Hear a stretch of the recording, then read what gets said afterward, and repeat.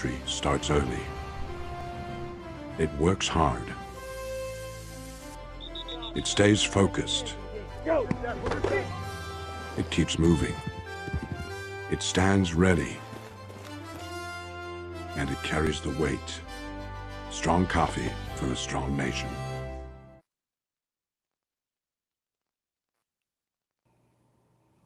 Welcome everybody back to another wonderful, let me get the screens right. There we go.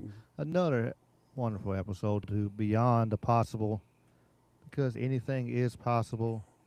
We have Brother James Salsido Paranormal back again, number 8, James, 8 weeks in a row. Yeah, We were it's cooking. pretty amazing. And we had our special guest, Mr. Merlin, here. We've been chatting behind the scenes here for a minute, and I almost went over there just chatting, talking. So it's going to be a good one, folks. Appreciate y'all being here. I see Bad Nurse and Sweets and Watt Life is here. Much appreciated, and much appreciated you, Merlin. Appreciate you being here. Well, it's my pleasure to be here.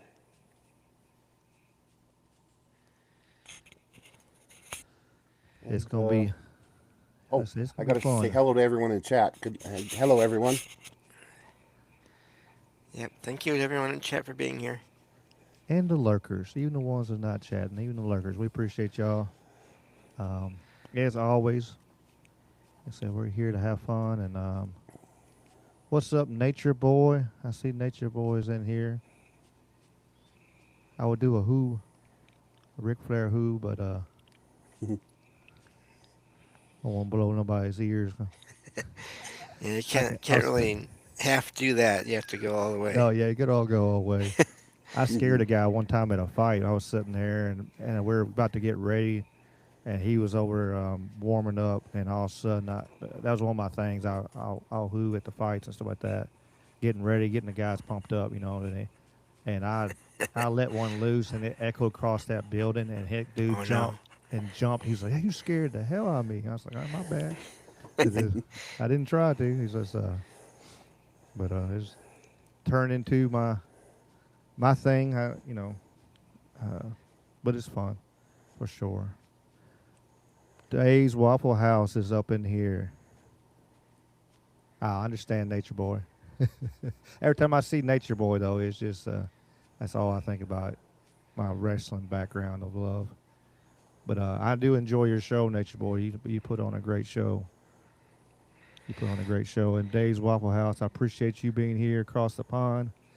He's 6 hours ahead of us, and he still shows up every time. I appreciate you, brother.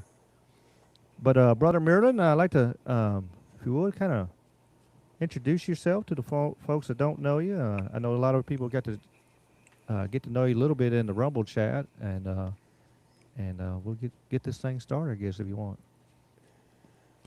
Hello, you can call me Merlin.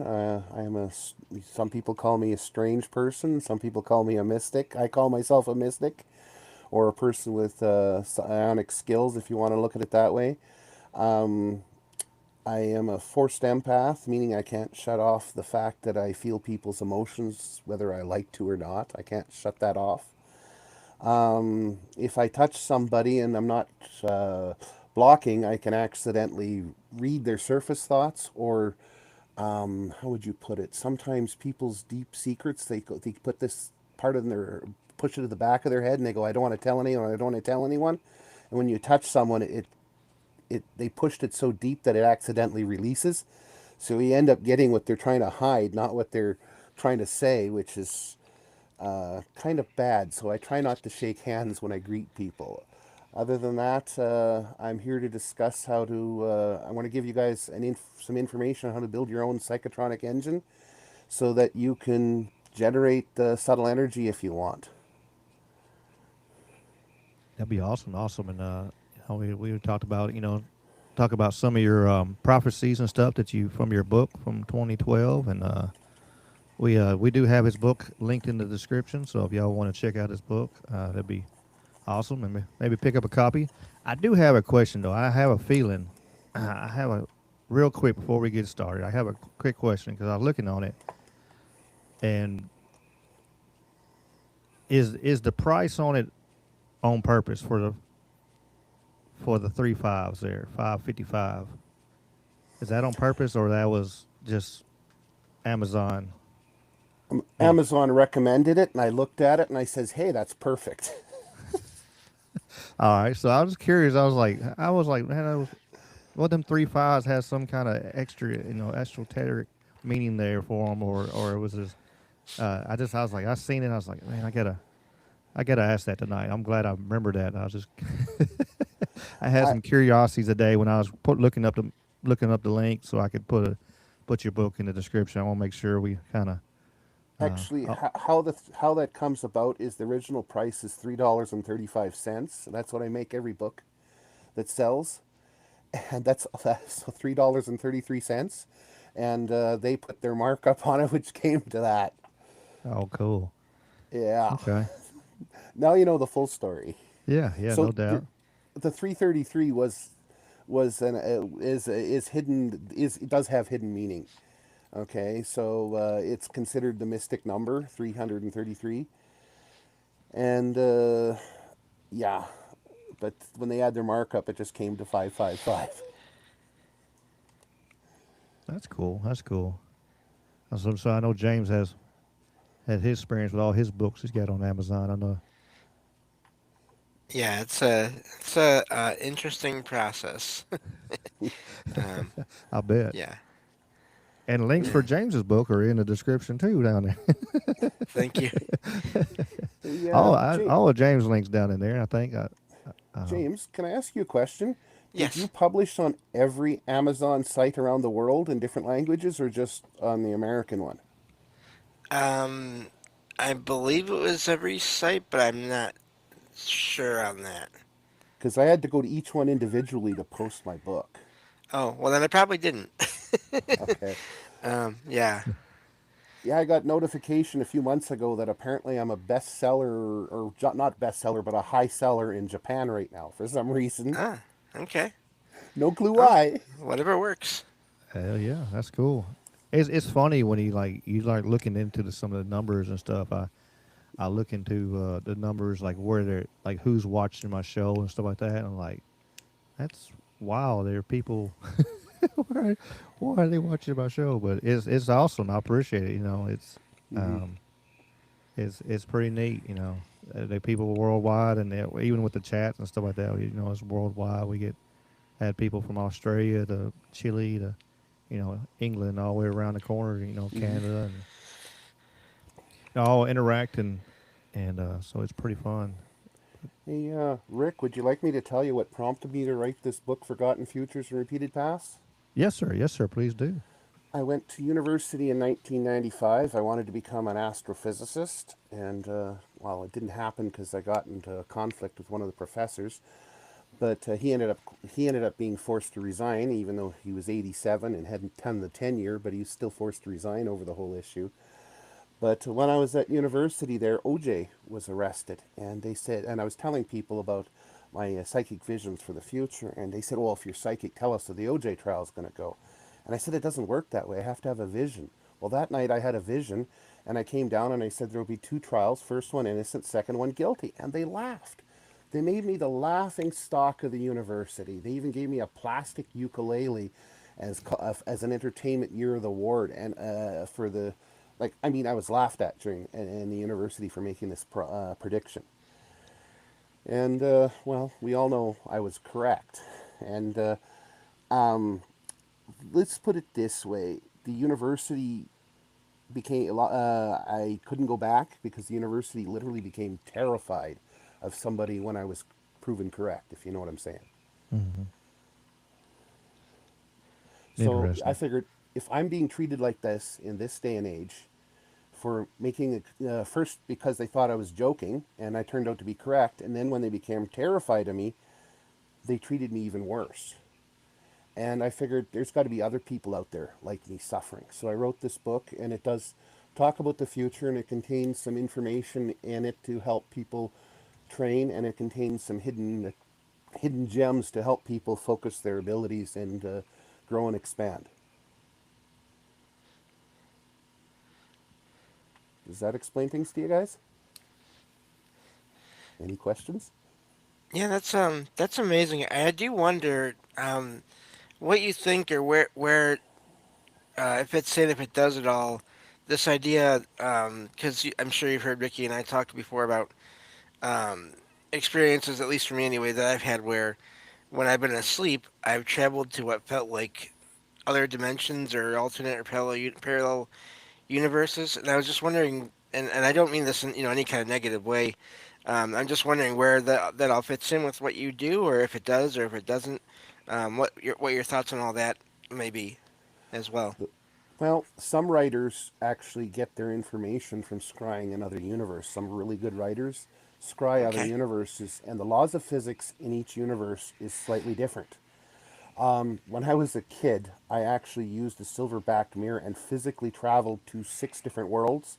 And before that, though, before I used a mirror, I accidentally traveled through a rift. That's You can find my email if you need to email me at riftspanner at Hotmail. And the reason that I use the word rift spanner is because I accidentally went first time I walked through a rift. I looked up and I saw 2 moons in the sky, and there was a palm tree, palm trees all over the place. I grabbed a palm tree, and I walked back out. I was only in there for about 5 minutes, not even. And when I emerged, the ground was covered in snow. My parents saw me. They ran over to me, and apparently, according to my brother, I was gone a week. Mm, yeah. And I Wow. held up the palm leaf and said, "Look at this." And they said, because they want to know where I was, and they smacked it out of my hand, saying, "Never mind that." I saw it hit the snow, leave an impact on the snow, and then vanished. Wow. It Okay. returned back to its own realm. So our realm rejects things from other realms. Okay. Have you ever read this? Then I started, when I got older, I read something, the old fairy tales. They talk about if you ever get stuck in a fairy realm, do not drink or eat the water, Yes. Yeah. lest you'll stay forever. And the reason for that is once you eat or drink the food, you become meshed with their reality and you can't return to your own reality. Otherwise, you'll naturally be rejected by the frequency difference. Yeah. And in the way that makes sense, just because all my experiences were while I was asleep and they never lasted really long. Mm-hmm. Um, and I wonder if I was sort of trading places with other versions of myself, and for those brief periods of time, and then coming back. And then there was one time where I felt like I was almost stuck, and Mm-hmm. I tried to go to sleep there, and it took me like 3 times trying to go to sleep there before I was able to get back here, which is kind of one of those things that convinced me there was something to it. It wasn't just my mind. Is that feeling of like I don't want to be stuck in this other world where things are, who knows how different. Okay, there's something called realms and planes. Okay, Hmm. there's a big difference between the two. There are infinite realms and there are infinite planes. Each realm has different laws of physics. Planes have the same laws of physics. It's just that when you got a choice between turning right and turning left, one plane has you turning right, one plane has you turning left. And there was a time in my life when I was channeling a tremendous amount of energy and I was literally hopping from place to place. I was looking at a textbook and I watched the letters change and the dates change on it to another place. And I even found that I could manipulate this to the point that I was started doing a power tripping type scenario where I shouldn't have when I was younger. This one person said, "Oh, I wish I'd done this," and or wish so and so had died. And I looked at them and I realized that them in another world was wishing that so and so hadn't died, because a near accident almost killed so and so. But in the world that I was in, so I swapped them with the one that wished, because they had identical wishes or opposite wishes, and bang! It was like they were like realizing, how did I get here? Because they were 2 blocks apart at the time, but they were the same person in a different plane, because the accident shifted their location because the person died in the one reality, and their Right. reality it didn't.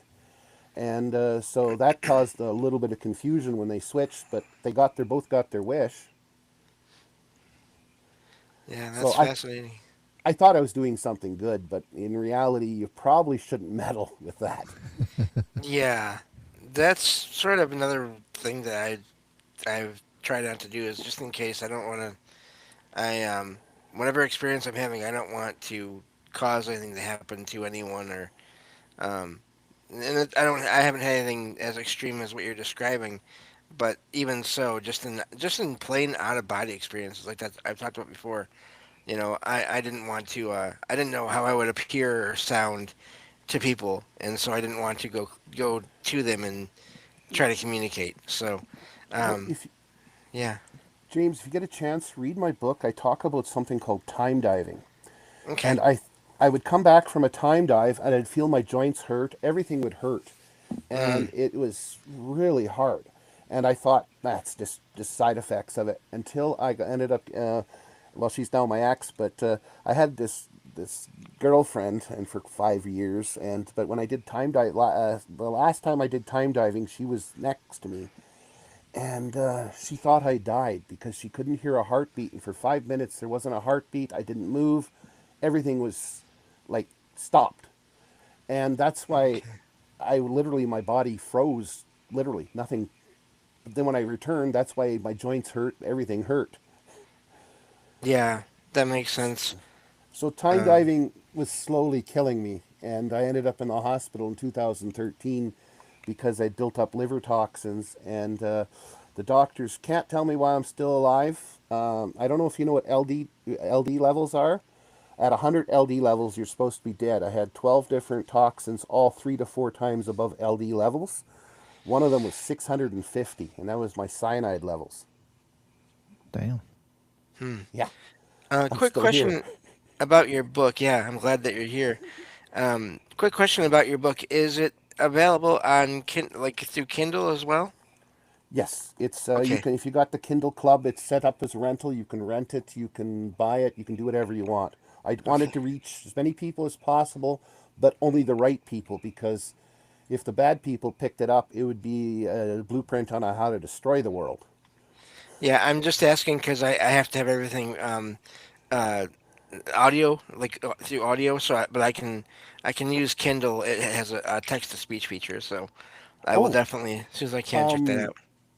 I did maintain the audio rights to the book. They have the digital rights Amazon now owns because I gave it to them for the contract. But I can give you the audio book. A physical written book wouldn't be of interest to you, but I can give you the audio book. And if you want to hear the first chapter on YouTube, there you can find my book. Okay, Just yeah, look that up sounds Marlon amazing. Lacert on YouTube. That's my actual name. My mother was supposed to call me Merlin, but she actually said she had a dream that she was supposed to call me Merlin, but she decided that that wouldn't fit this in this era, so she changed my name by changing 2 letters. That's fascinating. Yeah. Huh. Yeah, Okay. so that's how I got my actual name, Marlin. It was actually taking Merlin and changing 2 letters, just so you know. And she did that intentionally because that's was what her dream told her to call me Merlin, but she didn't listen. And I know that other psychics have come up without my introduction and called me Merlin, so I go by the name Merlin. That's amazing. Yeah. Thank you for answering my questions about the book because, like I said, I do want to read it. I just there's certain limitations, so but I will definitely check it out. But No, I understand. And like I yeah. said, I can also send you all the audio works too, because I do have an audio format with, if you don't mind my speaking voice. Oh yeah, no problem. Yeah, I will. We can talk. I think we're friends on Facebook now. Or we met on Facebook now, so I can Okay, yeah. message you there. Okay, we'll do that. So Awesome. yeah. So, Rick, you got questions? Yeah, yeah. Let me shout out our chat real quick. We got some people coming in. Real, and then we'll keep on keeping on, as like I say. What's up, Carl? We got Skunk Hollow, Rose Gardens is here, and Jen, Arcane Observer. She is in the chat now. Who co-hosts with James on Saturdays sometimes, Oh, wow. and Matt, a Temple of the Owl, who has his own show there, which is he also is on the Trouble Minds Radio Network and with me and Oh, wow. James and several others. So Yeah, and has a Jen. has a good show. Yeah. So that's why I'll shout them out. Yeah, that's it's amazing stuff. Like I said, I wonder. You were talking about like affecting different realms, and like trying to change stuff. Or I I hadn't heard about the don't eat the water or anything in the pixie realm. I've heard something, but it never clicked. I guess maybe I got a lot. I pour too much stuff in my head really every Oh, week. it's hard. It's I just I put too much content in there, and I was um, sometimes Um, I can it comes out flowing, and then sometimes it's roadblocks. Yeah.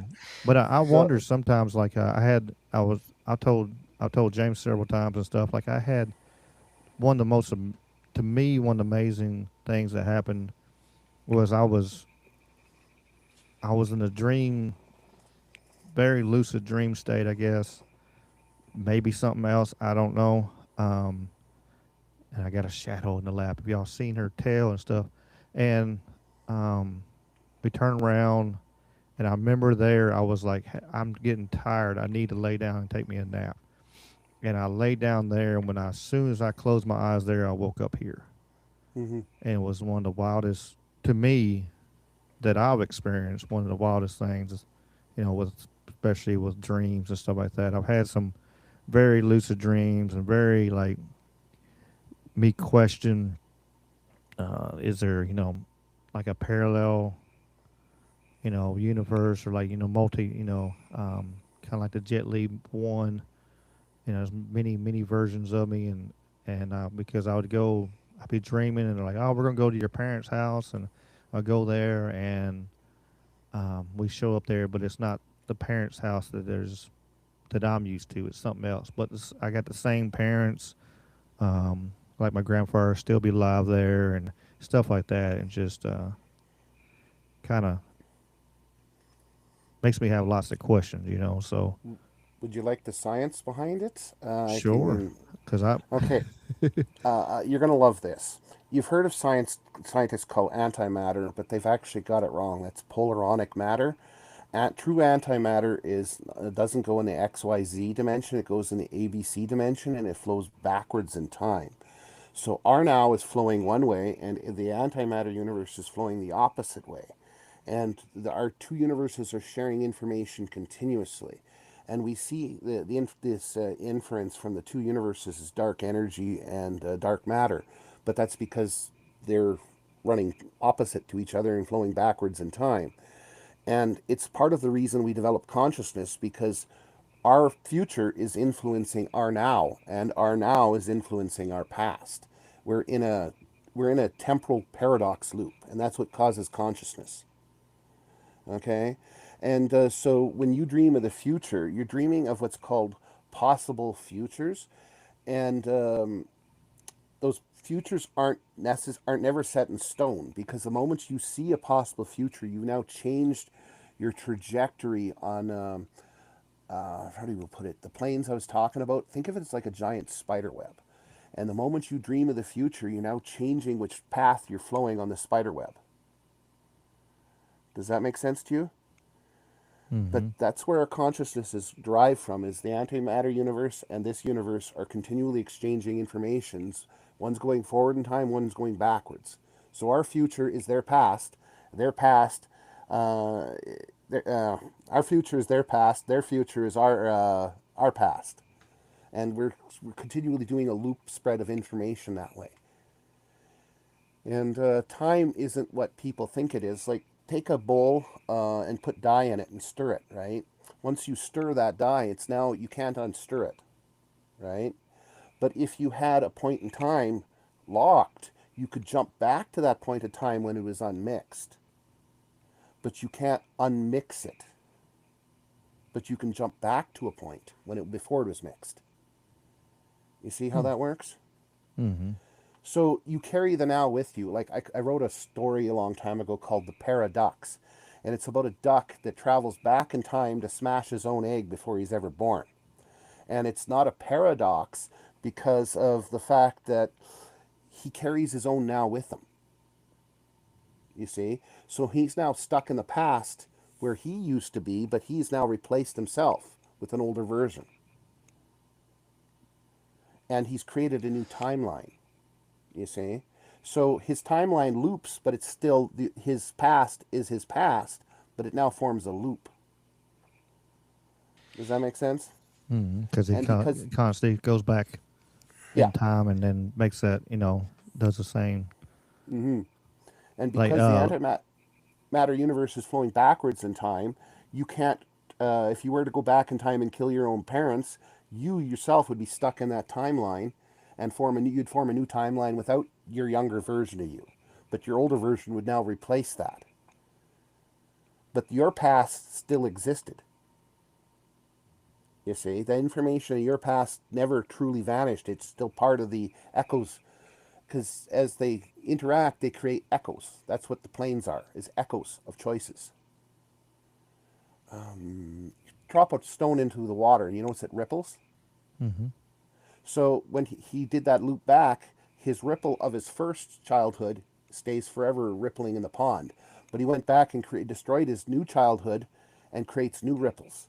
The ripples don't destroy the other ripples, they just add to it. You see? So that's what I mean. The time is fluid, changing. It's not constant. It's always in flux. Makes sense. Yeah, that's fascinating to me because Merlin, I think I mentioned before, and you probably heard me mention before on my own show. What I do is I find people's accounts of experiences online, Mm-hmm. and there's one I found I don't know a couple of years ago now. I was someone that was in a coffee shop, and there was this person at the counter, and when this person turned around, it was them. It was the person making the post, but they were older, Mm-hmm. and they literally the younger and older version of themselves had a conversation Mm-hmm. in this coffee shop. It wasn't like it was in the middle of a empty place where no one else would probably see this other person, any of these things. But the older version basically told the younger version what was going on, and then also that how things would work out and it'd be okay, Mm-hmm. and then just left. Mm-hmm. And that was the whole experience. Yep. And so it's really fascinating to me just thinking about that experience in relation to what you were just describing there. Well, there you have to read my book, because I talk about my very first temporal vision was when I was 5, and it started off with me seeing this thing that looked like a black Nerf football, and then all of a sudden it matched the sky, and then it turned back. It was glitching, and as it impacted the center, I saw this big FCOT center like building. FCOT center hadn't been built yet then, and it impacted. And then I saw this mushroom cloud come out, and well, needless to say, this dream kept looping and kept getting advancing each bit for all the way up to the age 7, and then finally I heard my own voice, but the older me, and I could literally feel my older self sitting in a chair watching the screen with all these lights pop up all over the place, and I could feel a tear run down my eye, and I also knew at the time that the future me was going to lose sight in my right eye, just like it happened, yeah, and shortly after 2013 due to an immune issue. But and my older self said to me when I was 5, it says, either run above it or hide below it. Humanity must survive at all cost.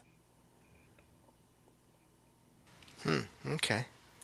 And that caused me from age 7 on to start studying science books and gathering every bit of knowledge I could for the sole purpose of getting off this planet, basically. Interesting. Though.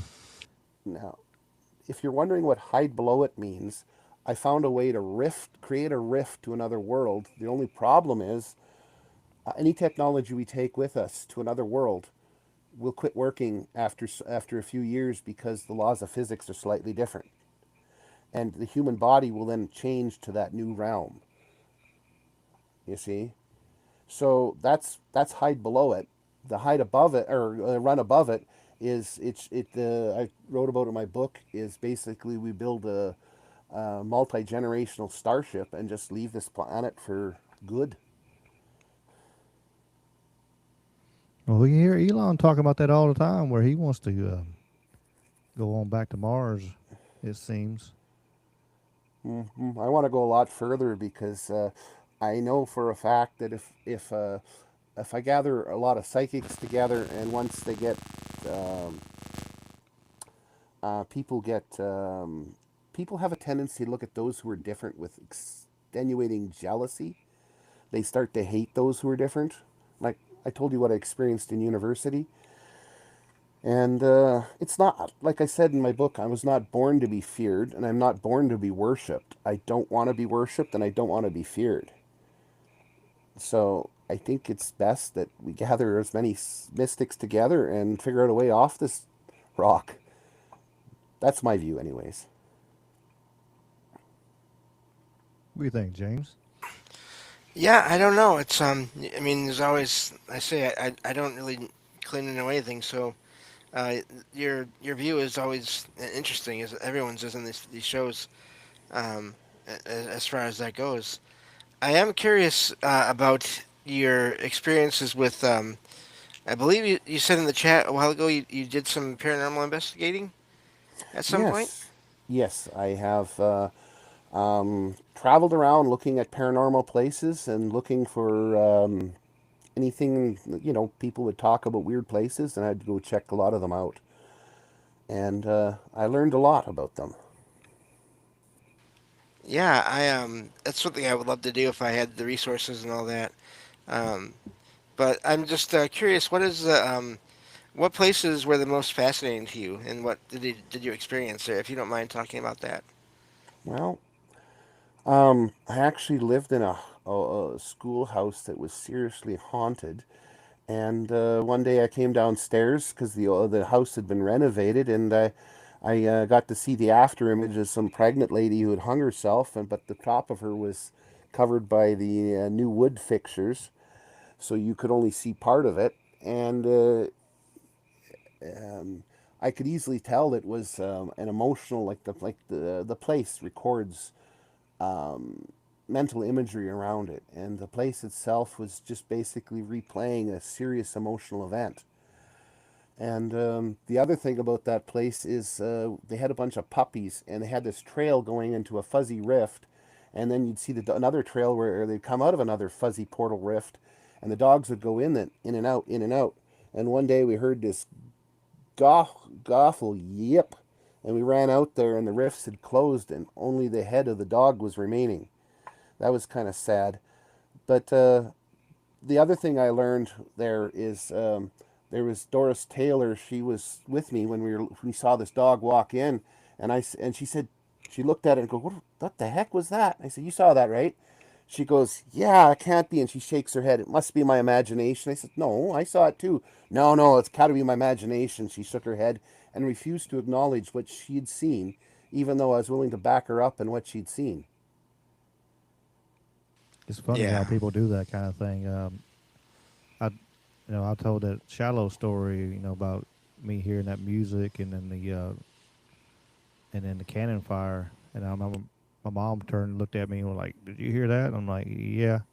Now I told her the truth. I was like, I didn't deny nothing, but a lot of people do that. When they hear some kind of paranormal thing, they just kind of, oh, that's just the mind's playing tricks with me or whatever. And because I guess one side of it, they don't want to be scared, and that's just a muscle memory of reflex of like, hey, I can if I put it in the box as my imagination, it can't hurt me, it can't affect me.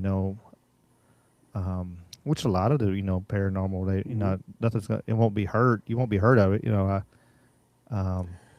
guy was talking about it. Most ghosts, you're gonna hurt yourself before the ghost's gonna hurt you. Kind of thing. That's right. By the way, Rick, what if I told you that the reason people forget those things is actually kind of more sinister? There is a fabric on this planet that if you once you tune your energy to it, like I can feel it, it calls itself the veil. And anytime some person who isn't awake enough to surpass the veil gets information they shouldn't have, the veil literally robs it from them, makes them forget. Hmm. So Huh. there is, And I did some digging into the veil because it is actually an artificial construct, a mystic construct. It's an ancient psychic engine made millions a year, made long time ago. And it refers to this world as a prison world, a prison for the gods. It is what the only file I've been able to find in it. It refers to this as a prison for the gods, and it's to keep them contained. Hmm. I hope that doesn't scare anyone. No, that's interesting though. I mean, Hmm. we, I mean, I guess that if you look back and that's this world, even in the Bible it talks about like the fallen angels and stuff, and Lucifer walking the earth. They was sent down here because so it kind of falls in that same book of you know as the gods. I guess some of the people look at that way, and so Well, I could put them together there in my head. there's hints in the Bible. It says the gods made man in their image, and so there's certain hints and certain. I hate to say this, certain things in the Bible have been changed for the fact that certain malicious intents have changed certain things in the Bible to control people and to keep them ignorant. I know that some people might not like me saying this, but I can prove it, and at the same time, I can also prove that God exists, but it's beyond what you could ever imagine. It's beyond what we can put in a book. It's God is beyond anything we could even begin to describe. No, I don't doubt that one bit. I mean, we I hear people talk, and I think there's even verses in the Bible talking about that. We really can't. We don't have the words to really describe how God is. And Hmm. we really don't. We don't have the verbiage of to put together how glorious and amazing truly is. The memory loss or the removal of the memories is fascinating to me because I've heard of that when it comes to some alien or UFO cases or experiences, where people will have an experience and they'll have it with one or more other people, and then when it's all over, either all of them or just one of them will remember what happened, but then forget about it, and then remember it later, or they'll someone will remember the whole thing the whole time, but everyone else will just totally forget about it and won't even remember after the first witness that does remember still tells them about it. The memory is just gone for certain people in certain cases. James, I'm going to spoil something for you. I went to a UFO conference and talked to about a dozen people, and nine out of the people I talked to, I asked them the same question. I said, "Do you remember the wolf with yellow eyes?" And nine of them said, "Yeah, I do, but hey, wait a minute, I never told anyone about that. How do you know about that?" And what I'm trying to say is some of the UFO abduction events are caused by a creature. I encountered it when I was a kid, and there was two other people with me, and I ended up. It walked through a tree. It has no physical. It does have a body, but it exists in a sub. We call it three dimensions, but there's actually more dimensions to our world. So it literally can walk through trees because it's living in the other dimensions. And I ended up staring at it, and me and it had a mental contest, and it went, yeah, yeah, yeah, and took off. I turned to the two people that are with me, and I asked them what they could remember, and they couldn't remember. They said, strange, I can't remember anything, but I felt this tremendous amount of fear. This creature feeds off of fear emotions from people. And as a result of the traumatic experience, they forget it, but they try and fill the gap with something. You see where I'm going? Right. So sometimes somebody will come up with something, and then it's called called projection. They feed each other's story until they build a narrative of what happened, when it's not the true narrative. The true narrative is this creature that farms people's emotions. Yeah, that makes sense. I've heard about similar creatures over time, and uh, and different emotions, and yeah, that does make sense. So yeah, I just found that interesting about the memory thing, and that whole connection to sort of a. I haven't heard about it so much with ghosts or spirits or other apparitions. I've heard about it more just with the sort of stuff associated with aliens or UFOs. Not to say that Mm-hmm. it can't happen with everything else. I just, again, I only know what I've researched and can say what I've heard or read, and Mm-hmm. I don't know if any of it's accurate or how accurate it is and all that. Rick just showed somebody commenting about the Taylor Swift concert. Um, do you guys know about the? Okay, there's the psionic, the mystic ability, the psychic abilities, the psionic skills. There's a good side and a dark side, right? And did you know that there are certain people that can literally energy vampires? Okay, they can stir up an emotion in people, and they can pull so much energy from a person they can cause memory loss. Hmm. Oops, I missed that Okay. one there, Rick. I had my eyes closed because I was delving into Oh no, something. you're good. I can Oh, go ahead and finish your thought, and I'll show it again for you. okay. It goes on the screen there. I got it working in Riverside where I can actually put some of this chat on the screen, so kind of for everybody So can see it. one of the skills that I've learned to do, like I went to this one church where this guy was an intern working in the church, and he was literally feeding off of people's emotions and sucking the energy out to feed himself. And I just couldn't take him doing that. That's wrong. And I literally crafted, like I think I mentioned in chat, I could make threads. Well, I also can make something that looks like chains, and I wrap that around him so he could no longer use his abilities ever again. And he left. He never came back to the church ever again. You see, Mm-hmm. and the other person I ran into many years ago, she was actually working as claiming she was working as a psychic teacher, and she bragged about how she was trying to redo the path of Isis, the female goddess. Mm-hmm. Now, I don't know if you've actually read the actual documents of how she ascended to godhood. She had 129 people around her, and she used their energy, channeled it into a stone and then into herself, and she became a god. But the thing is, only 29 people lived through the process. Yeah, so this lady said she wanted to become a god like Isis and do it the same way, and she was actually planting a seed in people that when I removed it, everyone said it smelled like sulfur. And after I removed the seed, they noticed their psychic abilities would amp up after visiting her, and then all of a sudden they'd have to go back to her because their abilities would start to wane, and they'd feel horrible in their head and feel these withdrawals. And her class started off cheap, and then each class cost more and more and more and more. So not only was she milking them for their psionic energy, she was milking them for their cash. So I went and removed that, and I blocked her ability, and she quit teaching after that. And she went on a pilgrimage to recover her abilities.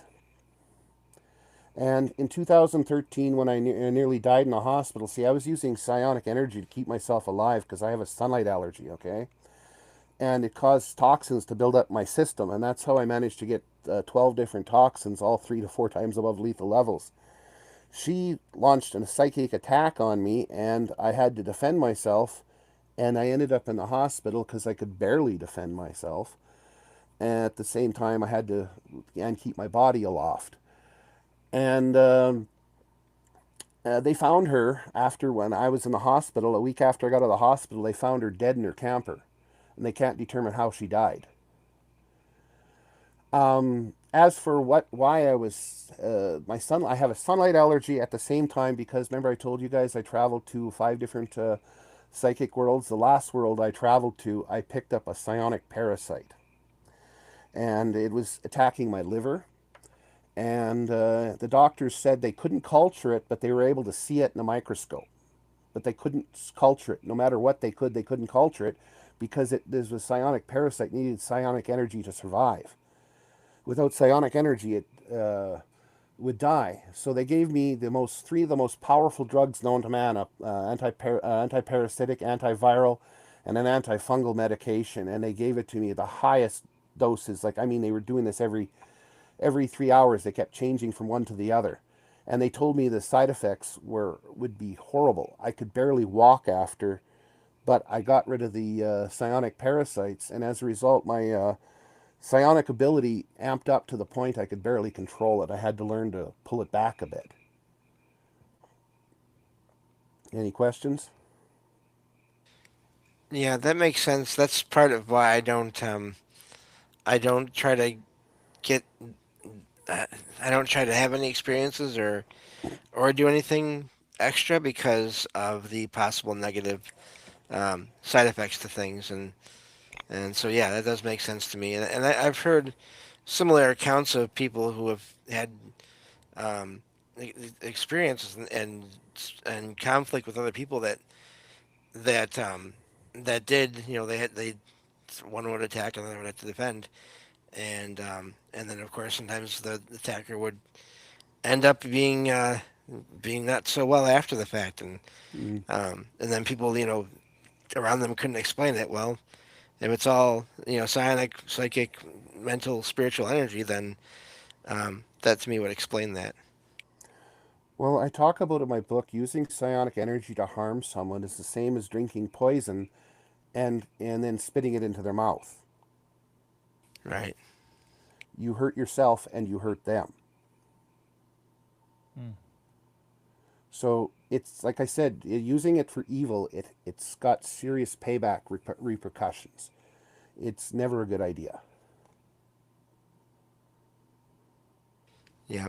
Yeah. That's oddly enough, like I said, to all the shows I've listened to over the years, that's I've heard that as well. So And it is good to finally talk to someone about it, though. You know, who's actually experienced it and not just here on other shows too. So I I'll, appreciate you being here.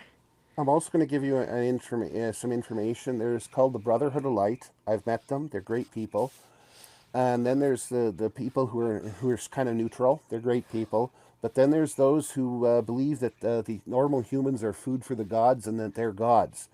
And they go around doing all kinds of bad stuff to people. And they usually wear a skull ring with gems in it. If you can see through they shroud themselves in a shroud.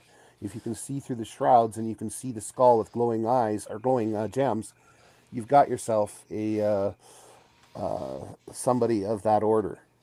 And be very mindful of them because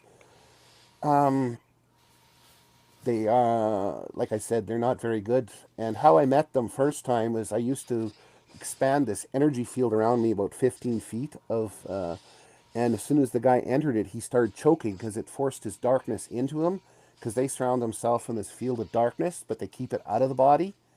And darkness and light actually repel each other. There's what's called glowing darkness. I don't know if you've ever seen it. There's glowing darkness, and then there's, of course, there's glowing light. But the glowing darkness literally eats up physical light. And when you combine the two together, they actually make matter, physical matter. Okay? But they actually repel each other, but when forced together, you can actually make physical matter. You can literally create gold dust out of thin air if you do that right, but the sacrifice is your own life force. So I wouldn't recommend doing it. Yeah, I imagine not. I'm with James. I kind of really don't want to. I don't. You hear so many horror stories of people really messing with things they really had no idea what they were dealing with, and causing lots of troubles and harm on themselves and others. And I'm curious on a lot of these subjects, but me actually getting out there and trying to attempt anything. No, I'm good. sit on the sidelines and watch. And yet you still go to antique stores and have interesting experiences every so often. Yeah, I do. I do like my antique stores and stuff like that. That was weird though, James. That was weird. I was walking around there, walking around the antique store, and walked up like it was a it was a whole hardware store, and then like had like little a couple spots had some smaller rooms off the side, and one had like a little room off the side, and I walked in that room and I heard something shuffle. And I thought, well, hell, there's somebody else in here, moving something. There. So it sounded like something moved one of the items in there. And then I walked around because they had stuff in the middle because you couldn't see the whole room, whatever, because Right. they had stuff right in the middle. And I walked around and there was nobody else in there. And I was like, well, I'll see y'all later. And I turned around, walked back out, and I was like, I don't need nothing in there. I don't know what it was that got moved or what it was attached to, and I don't need none of that. I got enough. I got enough hanging behind me. I don't need to add no more. Speaking real quick, speaking of hanging behind me, Mr. Duffy, the mask finally came in. It's over here beside the whoops, wrong side here. It's over here beside the light, and it finally made it. I had a whole box full of boxes after all that ice storm and stuff. I finally get some mail. They could have kept the bills. They could have kept on holding Yeah. on to them, but I did finally get the mask. So I do appreciate you sending me that. It is a pretty cool one. Oh wow. So I did have a question about that glowing darkness, the light on the darkness. Are those related to in any way apparitions that seem to be made of light or of darkness? Because I've heard a lot about those over the years too. Well, there are apparitions. There are shadow creatures.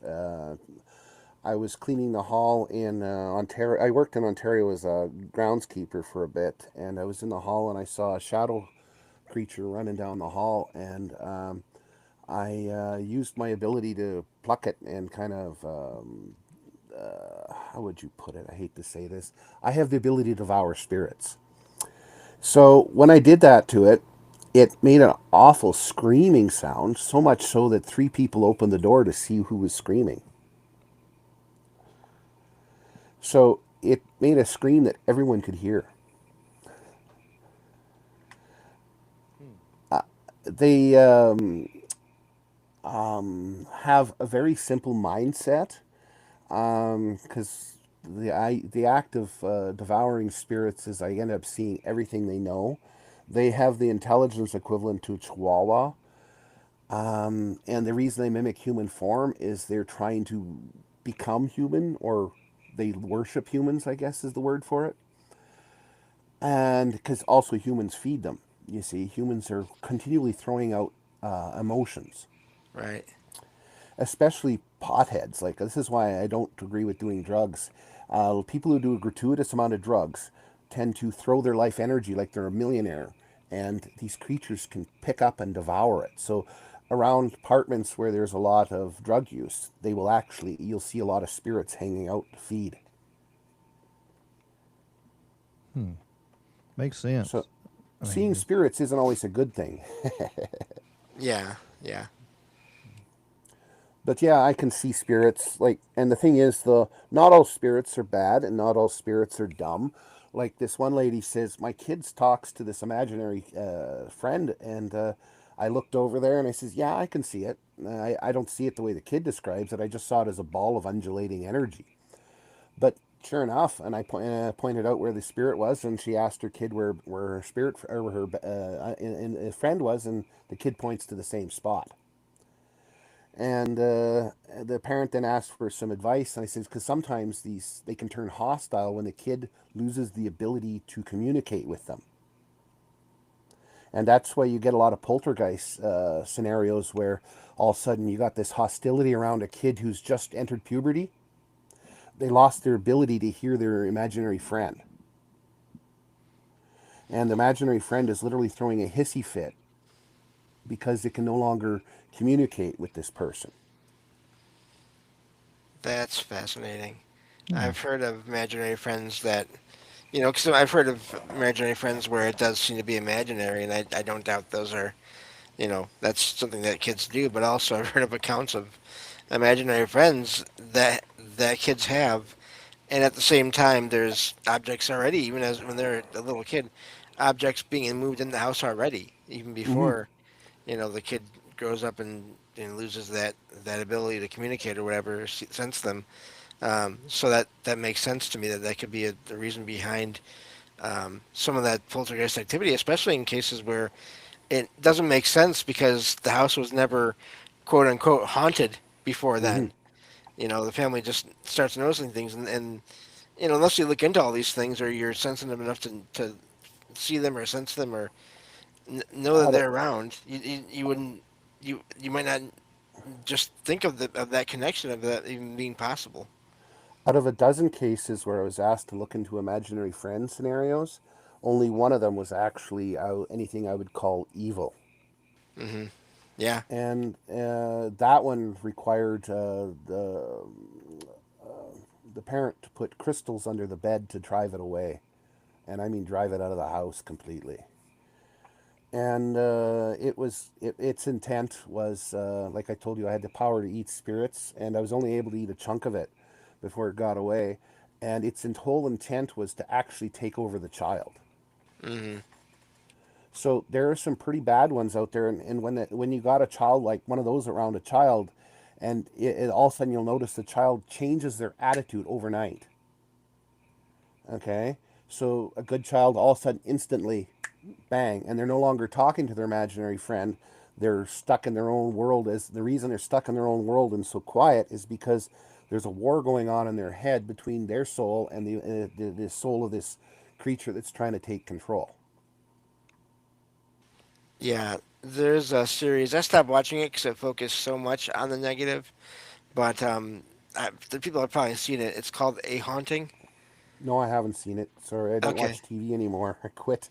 that's okay. And I don't care for it because it does focus so much on all the negative experiences. And there's more than one episode in that series that I remember. I never watched the whole series either, but there was more than one episode I remember seeing that described or that the people that lived these experiences described similar things to what you're talking about. So again, I don't doubt it. So, is there enough people in the chat for me to talk about psychotronic engines yet? Yeah, yeah, we got we got a pretty good chat, and so we Sorry, got a I good can't look group. at the chat because I don't want my computer to crash. Because, like I said, I barely got this thing up and running with this headset today. You're good. We had that happen before. We actually had a guest. He's crashed a couple times, and he was like, "No, I'm not doing nothing else. We got it working. The sound works. Yeah, I'm not touching anything." Yeah, I'm not But touching yeah, anything. I'm gonna try. If I see something like on the YouTube chat, I'll try to put it up where you can see it, and then and stuff. But yeah, we got a good chat. We got Raz. Looks like we got Raz in the chat. We got Monique in the chat. So, So Gordian's Rick, here. what do you Let's know see. about psychotronic engines? By the way, use your own personal information. What do you know? I have no nothing. I'm blank Okay, on that one. okay. The name comes. It was originally the Russians were the first ones to develop psychotronic engines, and we don't. I don't know what. I've never seen a Russian psychotronic engine. So, but what it is I just read the description. It's a machine that duplicates psychic abilities. So I realized if Russians can do it, I started researching ways to do it myself, and I found out you need an emitter, you need a insulator, and you need a reflector. Okay, now there's unpowered and there's powered. Okay, which let's focus on the unpowered first. Okay, somewhere in my room here, I have an unpowered one that well, it's under a bunch of stuff, but it has a emitter crystal at the front, and then I put a malachite crystal at the back. Okay, and I don't know if you know what malachite does. It acts as like a psionic slingshot. It when psionic energy hits it, it builds up, and then poof, it releases. Okay, I'm now holding it in my hand here, but I can't show you guys. I wish I could. And for the shaft, I used clothes hangers, literally pieces of metal.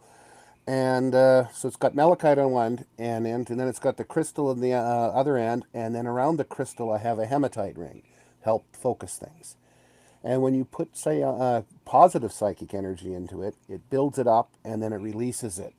And it's used for, if you got, the idea behind it is deep tissue wounds, you want to heal them up really fast. It speeds up the healing extremely fast.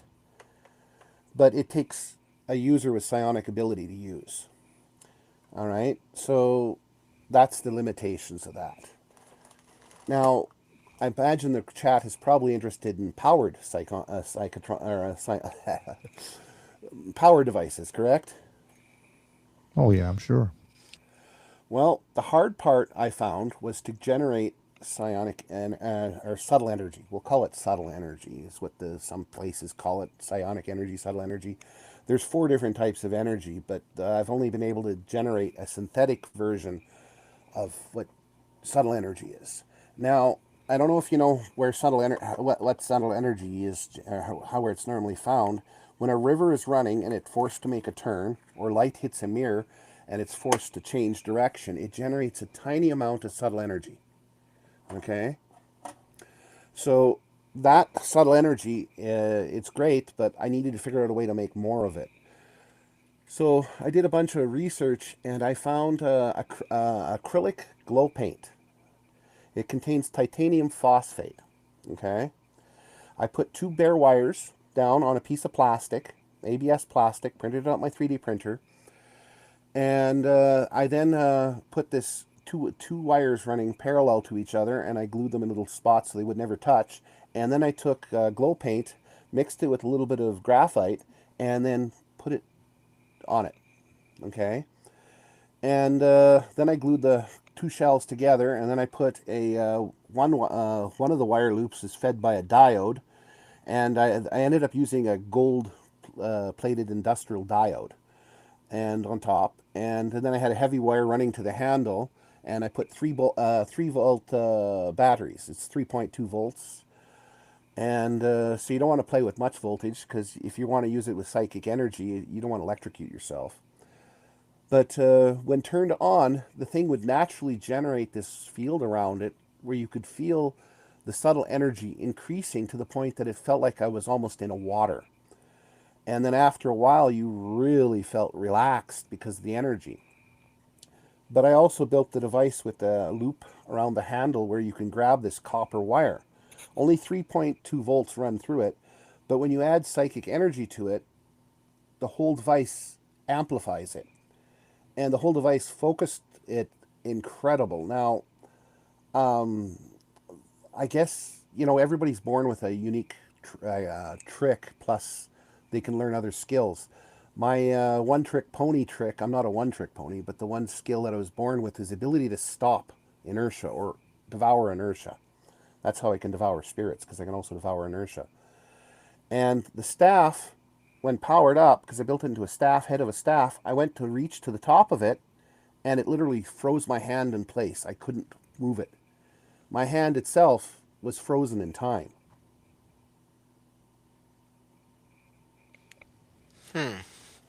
So did you have to move the staff out of the way to be able to move your hand then, I'm guessing? Well, I had used an LED in it because I wanted to make it, because I was actually trying to make a Christmas present for someone.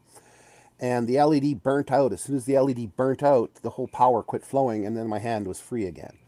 So then I Okay. replaced the LED, found out it worked again, and then as soon as the LED burnt out, and I couldn't figure out why am I burning out these LEDs. And only when I used my voltage meter on it did I find out that for some reason when I activate the psychic pulse to it, it registers 600 and some volts. And then my meter got messed up. And yet it had voltage protection in the meter, but it destroyed my tester meter, okay?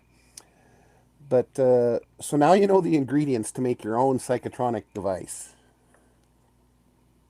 Interesting. Gina was asking about magnets. Yes, magnets work to confine it when you're building it. But That's when you're working with the other. Like I said, there's four different energy fields that you psychic energy fields. Magnets, when they're under stress or you're breaking a magnetic field line and it reforms, it generates another type of psychic energy. So yeah, she's onto a good point with magnets. Mr. Duffy suggests you need a capacitor between the LED, maybe. I did have a capacitor on it. Okay.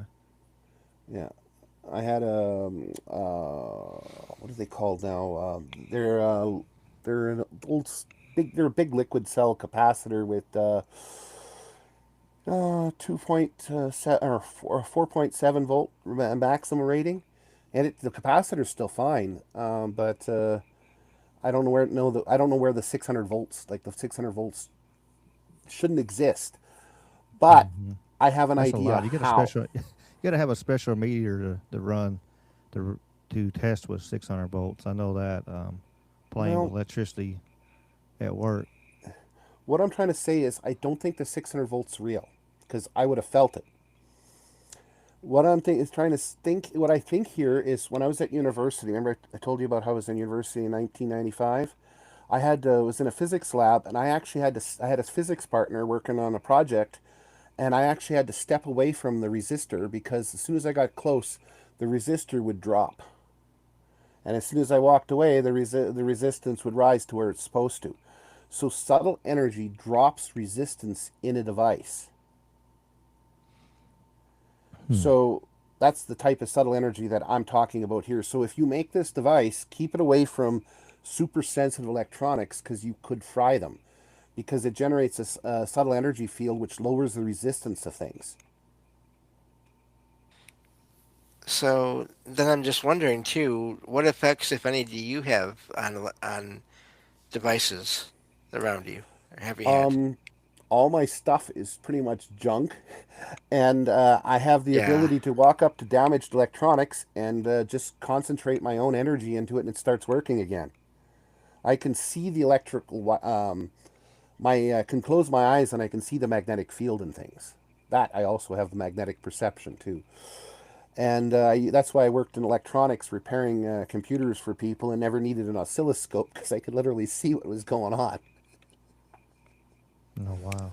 I was wondering Yeah, about that. Yeah, that's fascinating because I've heard so many accounts of people having effects on all different kinds of devices, and the opposite side of that is I've heard of accounts of non-physical entities, whether it's spirits of deceased relatives or other beings, appearing in some way or affecting in some way other devices as well. So there's that whole well, intersection of us and then others and then electronics.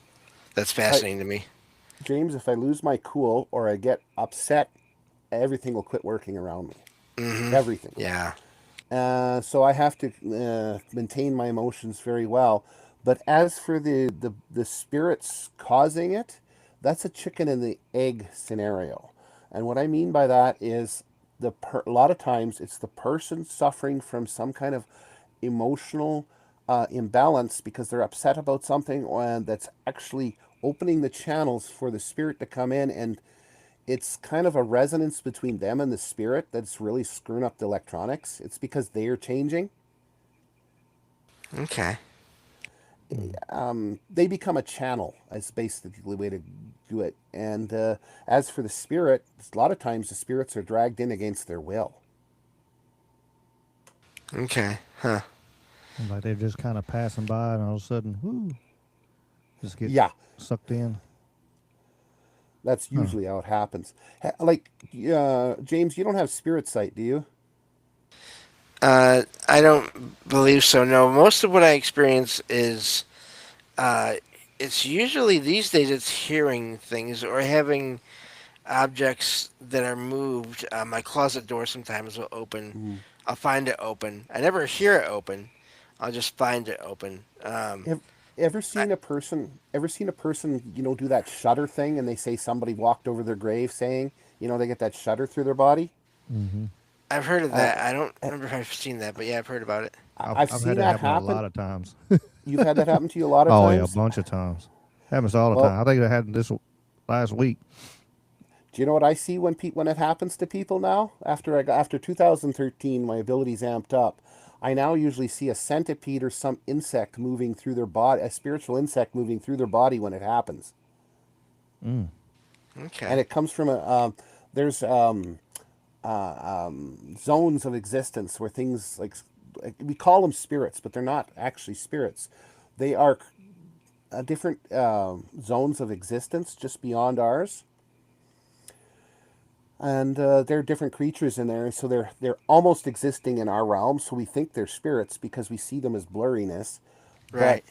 they are actually a creature, solid creature in their own world, but not solid in this world. To them, we're spirits.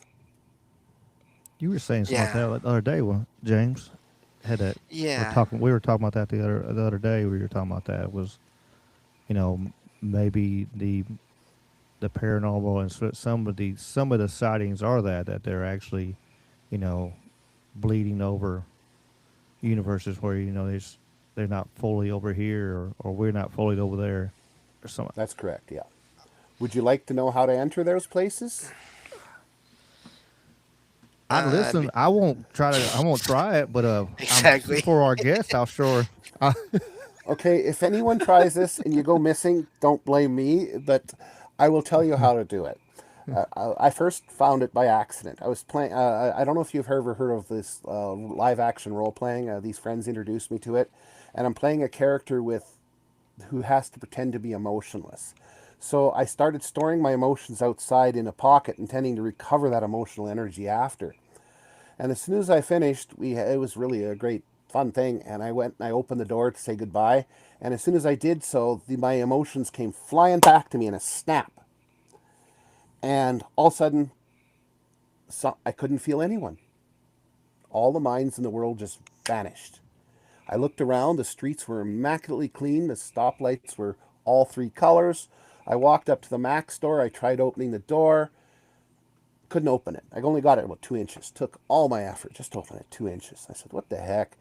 I went up, walked to the university, and I'm walking up the streets. Not a car on the road, not a person. Streets perfectly clean. Now, this was in Saskatoon. I don't know if you know, this is perfectly clean streets in Saskatoon. Doesn't happen. And I went into the university and I unlocked the door and I had to push the door with all of my might. And the door stayed there. So I closed it shut. I walked up to the hall. This is 3 o'clock in the morning, Friday, at the university. Not a student in the hallway. The TV, the lights were kind of dim, but they're almost like half on, half off. I walked up to the TV, noticing there was a kind of a faint glow, but it was not on. It wasn't off. And I just tapped the power button, and the button went down and stayed down. I said, oh, well, what's going on? I'm scratching my head, and I look around, nobody around. I said, something's wrong with this place. I tried lifting a garbage can, and I managed to lift it, but it took a lot of effort. And I stepped back, and the garbage can's now hovering about 2 inches above the floor.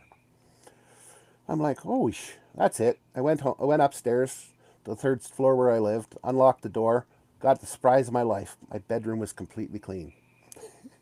Bed perfectly made. Well, of course, I did leave the bed perfectly made, but everything perfect. But the alarm clock said all the digits were lit up, on the digital alarm clock, but they were dim. They weren't bright. They were all of them lit up, but dimly lit. I said, enough's enough, and I went to bed. I woke up in the morning and found I'd gained a bunch of time on my clock. And the room was once again a mess. My roommate had actually barricaded the door so that I'd wake him up because he knew I was coming home around 3 or 4. So I was supposed to wake him up so he could do laundry. He was surprised that it was in the room. And there was a big commotion. And found out that the power button on the controller for they had this big projector screen TV down in the dorm, the power button had went through the board and in through the TV, right through the floor, right into the concrete floor. Wow. And that garbage can, apparently there's a whole pile of people in the hall, and it just missed, it showed me where it impacted the roof. And they said it just missed killing someone by about a couple inches. I'm Wow. like, Huh. ouch. And then it doesn't end there. The next day, the university security is knocking on the door. And they call me in for questioning. And the reason they called me in for questioning is my fingerprints were the last fingerprints found on the door. And now this is a security glass door at the university, and apparently it exploded. And they couldn't find any traces of explosives, so I ended up spending a whole bunch of time in interrogation. Oh, jeez. They couldn't. They ended up letting me go because they didn't have any evidence, and I was didn't do anything deliberately. It turns out that Mac's door also had the same thing. The door all of a sudden opened drastically and smashed a bunch of the windows in the Mac's door. Wow. Yeah, all this was caught on camera. But the thing is, I never showed up on camera, and that's another thing they pointed out. How did I get in the dorm without ever showing up on camera? They were confused. I ended up in my room without ever showing up on camera. They wanted to know how. And so I was literally in this subplane of existence where time doesn't exist. That was the first time going there. I've been there a couple other times. The other time was my brother was driving, and I see this, and my brother, being an idiot, didn't pay attention. He pulls in front, and there's a semi about 3-4 meters from hitting us. So I wouldn't be here to tell you this story if we didn't enter that place again. I dragged the whole damn truck in there. And my brother's like, what happened? Everything just vanished. And I said, just drive and go where you're normally going to drive. Why? I said, just do it. And I could feel the other vehicles. I could finally feel back to this world, and I could feel where other vehicles were. As soon as we passed a vehicle where it was safe, I pulled the truck back out. And the vehicle behind us had a panic attack as he swerved on the road and hit the ditch because this white truck appeared out of nowhere in front of him. And a few days later, I hear stories about this ghost truck pulling in front of people. Wow. This has my mind going in a lot of I'll tell you about some things after here because I have some So connections. it's emotions. If you have psychic abilities, it's like it can be used for good and bad, but emotions are the ammo. Okay? Emotions are what makes it work. It can't work without emotions. And that's why I had to spend my whole life to get to the level I'm at to control my emotions, because I know that you don't want to lose control of your emotions, because if you get depressed, there's an old saying, thoughts can kill, they probably will in wars without frontiers. I don't know if you heard that song. If you reach a point when your psychic abilities get strong enough and you get depressed and you wish yourself dead, you will die. Mm. So that's the problem with reaching a higher level. Like a lot of people go, oh, I wish I was like this. I could be like in the super comics. Well, once you reach that level, you can accidentally kill yourself if you hate yourself or you turn your emotions against yourself. That's a scary thought or process right there. If you get to that point and then you just get down and depressed, and man, that's wild. The chat is rumbling as always, doing amazing things. I seen Matt Saw said he had a friend that had to have nightmares, and the closet door would open the next day. He'd wake up and the closet door had been open. So for he blocked the door where it couldn't be opened, and his nightmares stopped. Yeah, this has me thinking about accounts of objects being moved or um, vehicles, even quote unquote ghost vehicles, vehicles that appear to be solid going Mm-hmm. down a road. They appear and or then they vanish, and just all these things that happen that people think are ghosts or spirits or souls. I'm just wondering how often are some people accidentally traveling to elsewhere and Hey, having effects on physical objects and then people not realizing it at all. I said that was the first time I did it deliberately. It was with my brother. I've Right. I've done it before. Yeah, I'm just wondering It's if you found a whole explanation for like a large chunk of, you know, reported paranormal activity. Serious. I'm just curious about that now. Well, like I said, if you've got the psychic ability and you happen to have an emotional panic attack, anybody can enter there. Right. You see, I entered there the first time I entered there, and what I like about the place is, let's say I had to go meet Ricky, and I was late, and I was almost late. I only had 15 minutes to get there, and I was 300 miles away. I could theoretically enter that place, drive the whole distance, exit, and only a minute would have passed. See, I'm wondering now, did I go there once? Or is It's it something possible. different? Well, I if don't know. can you feel other people's thoughts? Because in it, it's devoid of life. That's the problem. When I was there, you feel it's devoid of life, and even the trees don't look right. They don't feel right because they feel like plastic, because they don't admit life there. And I don't think it was now that I'm thinking about it because what happened, I don't remember my time wherever I was at there. Hmm. Um, I've told the story before, but I'm just wondering about in this context. I used to walk to this restaurant in town where I live and meet my family there once a week, and I always took the same route to get there because it was just so easy. And it always took me 10 to 15 minutes to walk there. It didn't matter traffic, no traffic. It was mostly side streets. And this one time I walked there, and I went into this trance a few minutes into the walk, and I don't know why or how.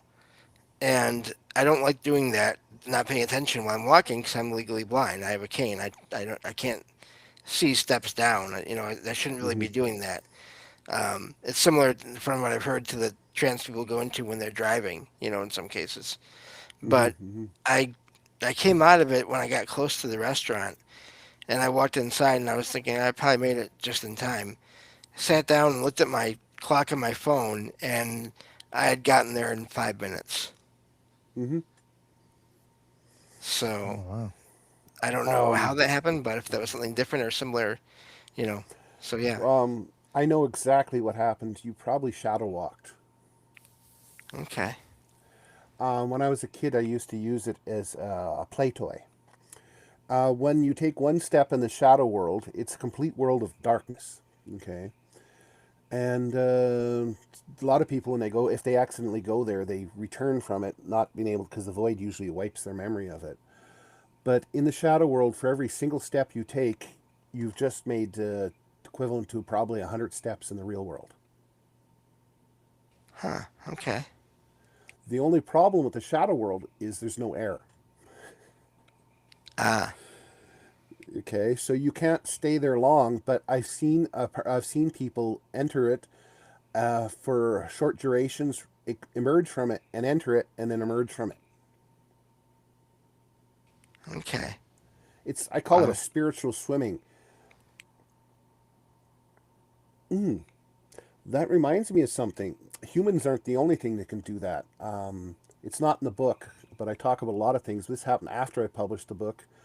I was driving three drunks home. I had to go. They were drunk out of their snizzle smokes, and one of them was sound asleep. And I turned a corner, and I see this thing that I thought was a gray kangaroo. And I stopped the truck, and I'm looking at it. And it stands up and looks at me, and it had the face of a baboon. And its claws were all black colored. It looked at me, and these tufts of hair on its head popped up. And the next thing it did, it shadow walked, literally. And only me and my brother could saw it as a baboon. The other guy who was awake saw it as a living shadow. He couldn't see its actual form. And the other guy was sound asleep. Unfortunately, the guy who was sound asleep, he suffered some serious mental derangement from it, because it emitted this powerful fear. Like, it even bypassed all my defenses to the point that I went home and I felt terrible fear. It was a defense mechanism. Me and my brother went back the next day to look what it was doing there, and it was digging up cattail roots in the ditch. Huh. Okay. So it's a physical entity, and it's about 5'4", and like I said, it looks like a face of a baboon, and the back it looks like a gray kangaroo. And some natives, when I was talking to an old native about it, he said he called that a skinwalker, and I'm thinking to myself, Skinwalkers, some people claim, can wear human skin. And then I started thinking about it. The normal person in our group saw it as a shadow.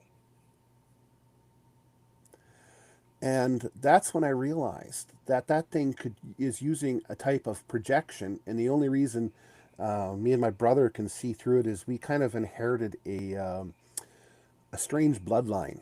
Okay, Yeah.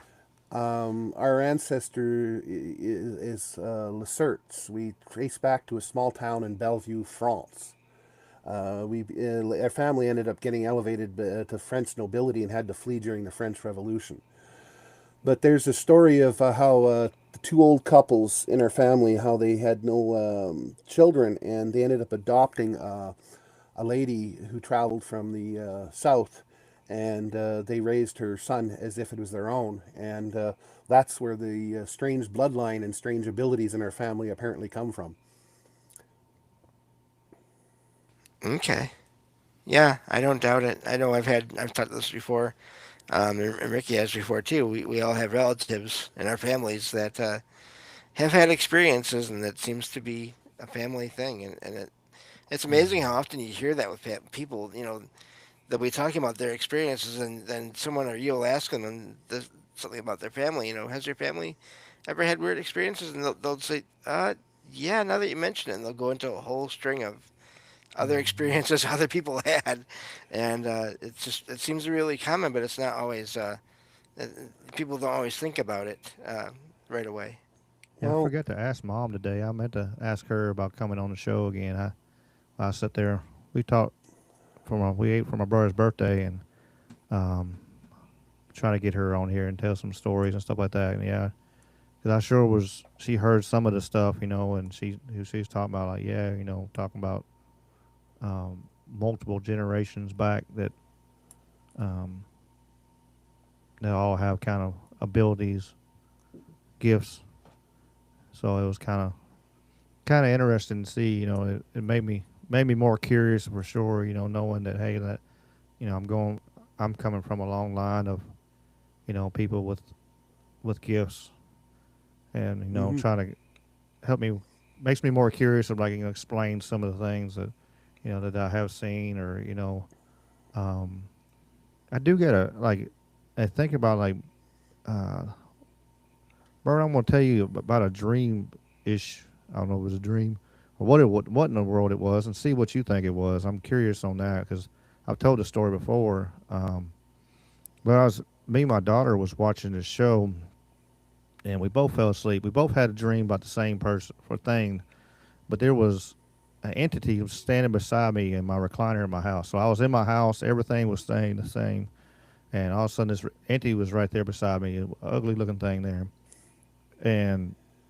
and it freaked me out. And I'm like, man, I'm in a dream, and I went pop, and all of a sudden I'm like, okay, and I thought I woke up, but I didn't. I mean, well, because once I kind of figured it out, I was like, man, what? Something ain't right. Something's just not where I'm supposed to be because something I couldn't figure it out. I was sitting there looking around my house. I was still in my house, same everything wasn't moved around, but it was like everything was black and white. Mm-hmm. What it seemed like everything was gray. And then I finally realized, oh wait a minute, I'm still not awake. I'm not where I'm supposed to be. And then boom, I finally once I realized because every time once I realize I'm in a in a dream state or whatever, I wake up. It's like boom, I'm coming out. Um, and then finally I woke up, and then because like the lights in the kitchen were on, all kind of stuff. But I actually went through like multi-layer of Mm-hmm. and being at the same spot. What do you what do you think on that? Something was trying to feed on you. They needed you to panic so that you would feed it. Um, and those are intelligent entities that use the dream trap. Um, I'll tell you a simplistic version. I was at this house, very beautifully cleaned. And the guy says, "Oh, I'm going to give Merlin here a ride home here because I came to help with some electronics and we fixed it up." And he then says, I'll give him a ride home. And they're looking for the keys. They couldn't find the keys. Both of them looked in this bowl and they couldn't find the keys. They're looking all over in a spotless house. I looked at the bowl and I saw the shadow covering it. And I reached into the shadow and I said, are these it? Holding the keys. And I could feel this disgusting energy dripping off my fingers. And they said, yeah, that's it. Where was it? I said, it was in the bowl here. And the creature was intentionally hiding the keys so that they would get angry. Okay? So in a lot of houses where I found that there's some kind of hostile, angry couple and their stuff getting lost, there's a creature like that living in that house. Now, there are these other creatures that, like I told you, I have the ability to devour spirits. And what I try and hunt is those bigger spirit that you talked about. There was when I left this community, there was a rash of deaths in the old folks' home. And literally people had died because they had nightmares of something that scared them to death. When I came back, I managed to catch it. Okay. And those kind of deaths stopped. So there was no blocks of deaths. You know what I mean? People didn't die in big batches anymore. Those creatures do like horrible things, and they feed off of people's emotions. They target those who are susceptible to being targeted. And it probably just thought it could feed on you guys and noticed you guys were asleep, and it took the opportunity to trap you in a dream state. I know that sounds Yeah. horrible. That That's interesting. So that I got two thoughts on that. So when I came out into the black and white, was it still trying to feed, or is that with me able to get away? think of it this way: you were struggling in its grasp, and you were almost getting in and out, and that's as it lost control, you you were still in its clutches, but you were also struggling free. Yeah, so I was halfway. It would you in that thought process of like like the hiding the keys and stuff like that. Um, would that be a gin? No, the old stories okay, jinn are highly intelligent creatures. Okay, now that these things aren't that intelligent. They probably have the intelligence of maybe a 6, 7 year old child. So a 12-year-old child can theoretically outsmart them, but they're an entity that feeds off of spiritual or emotional energy.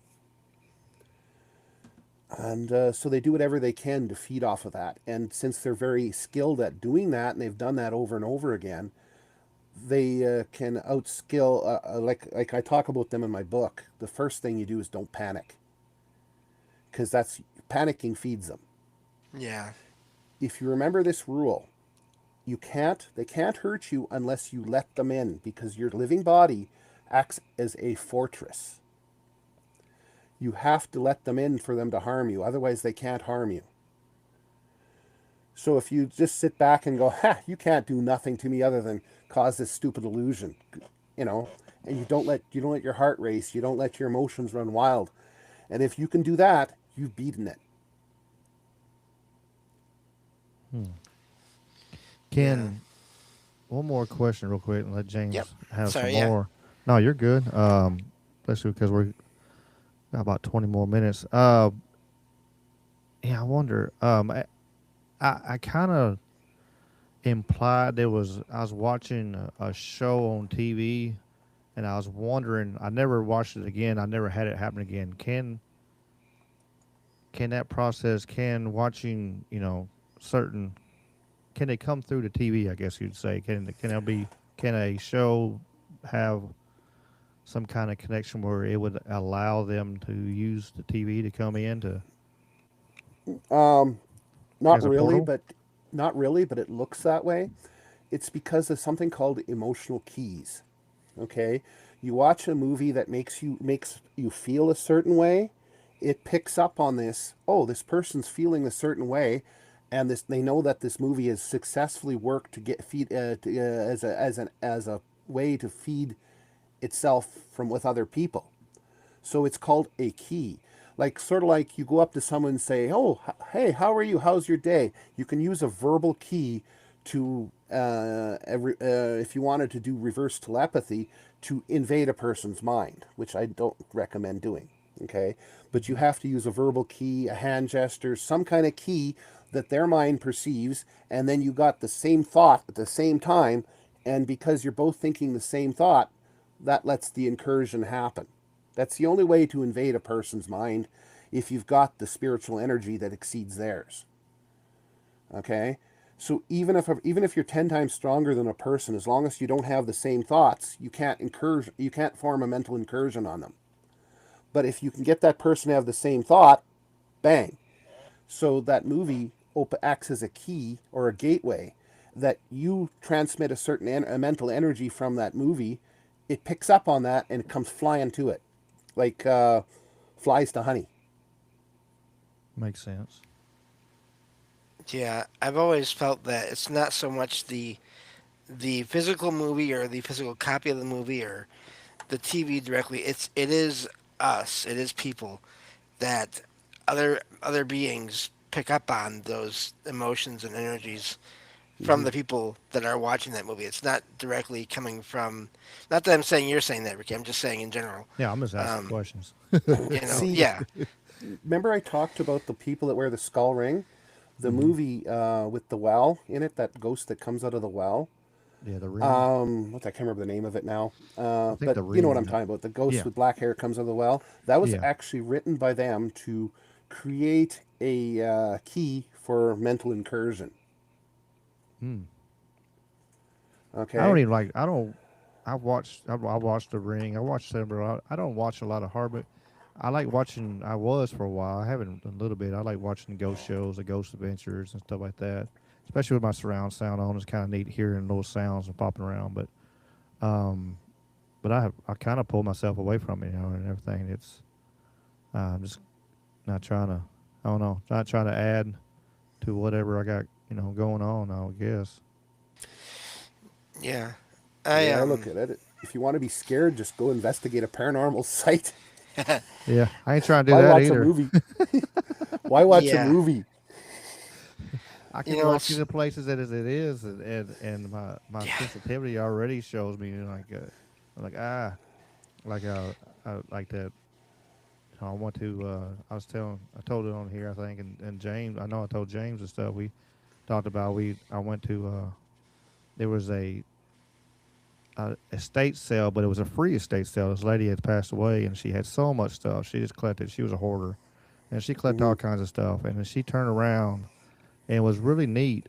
Um, because when everybody was in there checking out the stuff, you could feel like a positive energy in the house. Like I walked in, you could feel it. And I remember I was like looking around and stuff, and I came back, and the energy had come down a little bit because there weren't that many people in there. And then I remember I was looking for a recliner, and I looked over at this chair, and and it was like no. I felt like a flat no just come across me. And I'm like, I'm not taking that home. I'm good. I'm leaving that alone, and cause so I don't, I don't go looking for stuff. I don't, but I just find stuff. It don't. That's not my goal to go find it. Go looking for it. I guess I got enough stuff that happens on my own that just I'm good on that. The More problem power with to the buying people that do, though. I'm not knocking anybody that does. If that's what you like to do, but the um, problem with buying stuff from an emotional hoarder, it depends on the hoarder, is that they have an overly strong attachment to it. And mhm, if you happen to be good at psychometry or reading objects, it can make it rather troublesome sometimes. I agree. It does. It does. It really does. And whoever gets my stuff after I'm gone, they're in trouble. That's all I gotta say. Because I'm really one of them people that sentimental about stuff, and I can tell. I like going through thrift stores and stuff like that. I like checking out stuff, but it is like, or but it does like it hits me sometimes. I can be walking around, I can see something, and like that was, and just that deep, like this was somebody's treasure. You know, that's always Mm-hmm. the thought. Like this is somebody's treasure right here. Somebody loved this right here, this piece right here, and then I'll walk along and I keep on, walking through the place and stuff like that. But you can feel it. Like if you, I mean, I know I can. I can feel it. And the blessings of being me, I guess. But yay. Yeah, Hey, I I've can had. feel it too, so I know what you're talking about. Yeah, I've never looked for anything, but I do have a couple pieces. I have one piece from family that, for a while after it was my great grandparents' cabinet, hutch kind of thing, and for a while after my great grandfather had passed and everything, um, I still I had this. They gave me this hutch right after, not long after, and this thing. There was times for a couple of few years where every so often I would get a sense of I'm being watched and it's coming from that hutch. And it was never a negative thing. I could just always tell when there was someone there and it was always from that same position. And I just Mm-hmm. had a feeling it was my one or both of my great grandparents stopping by and then it would go away. And I haven't had that from this piece. It's actually right now as I'm sitting here, it's literally right behind me. And I haven't had that feeling in years now. And there's one other object I had in here for a little while. My dad temporarily stored a bookshelf in here, a couple bookshelves in here, and I don't know where he got them, but one of them had an attachment to it.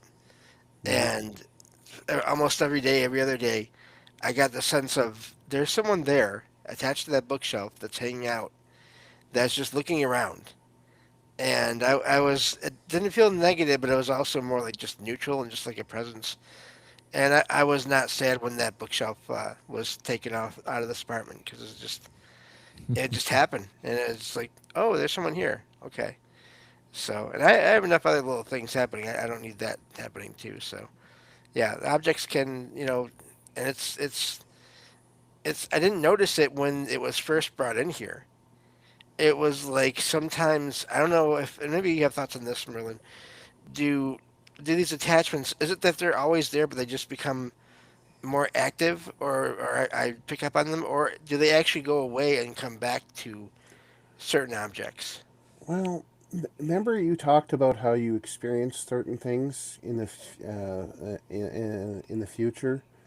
So the people who are attached to that item in the past are experiencing what around that some of the emotions and some of the lingerings around that object. So when you're feeling like you're being observed, you are, but you're being observed by a person in the past. Okay. Huh. See, the moments we have are forever and they are eternal. Like literally right now, you right now can experience things a billion years from now without being without even leaving who you are right now. You see, so time isn't what we think it is. Time is um, way more interesting. Yeah, I always say time is weird. Yeah, I can't even describe it. I've experienced it. I've dived through it. It's like I said, I've seen the future, but the act of seeing the future changes the future. Right. And I used to get, I talk about it in my book, I used to get depressed that I couldn't change, I'd see the future and I couldn't change it. And so finally I learned that I could change it if I did it subtly and with greater impact. Like I saw this one guy who was going to be killed by a bus. And so I literally went there, and as somebody actually pushed him, and I stopped him from being hit by literally physically sticking my arm out and blocked him so he couldn't actually get hit by the bus. However, that night he went home, locked his room, and died in it. Mm, No yeah. medical reasons. Hmm. It meant that it was his time. I learned that there's something about some spirits are here for a set amount of time, and his time was coming, and the person who pushed them wasn't a person. Right. Mm. So that's what I'm trying to say. Because the thing that pushed him was humanoid, but it fed back into the shadows. So it was his time to go, I guess. And that night he the spirit just packed up and left, and left the doctors confused because the next day they find his corpse with no reason for dying. I'm just curious, Merlin. Are you or are you not a Stephen King fan? Uh, I am neither nor. I don't mind some Okay. of it. I've seen a few, but I'm not a fan per se. I'm just curious because there's more than a few books of his where time anomalies and alternate parallel universes and all that.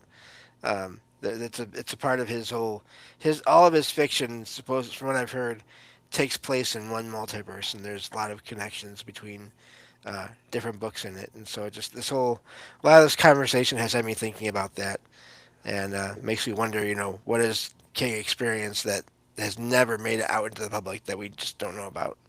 I think he just talked to people and picked up little pieces here and there and pieced together a story of reality because reality is stranger than fiction. Yeah. I can see Yep. that. I can see that. But it's getting close on that 2 hour mark. We're getting close to 9 o'clock. I know Trouble Minds coming on. I know a lot of our listeners go over there. So I told Mr. Strange we will when we get to there we'll short cut off. So won't Uh, be no divide and conquer kind of thing. But um, Merlin, I sure appreciate you being here it was my and sharing your wisdom and some of your knowledge with us. And I think it's got me and James, you know, got some well, questions and curiosities, I'm sure, and maybe answer some questions too, because I had wondered on, especially on that one with that entity.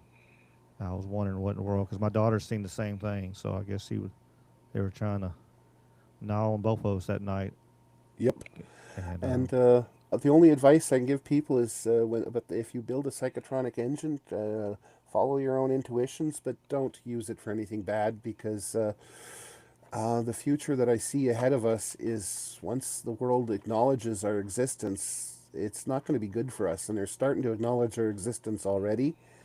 And once we're acknowledged our existence, they're going to refer to it as psychic privilege. And you know what happens then? Not pretty.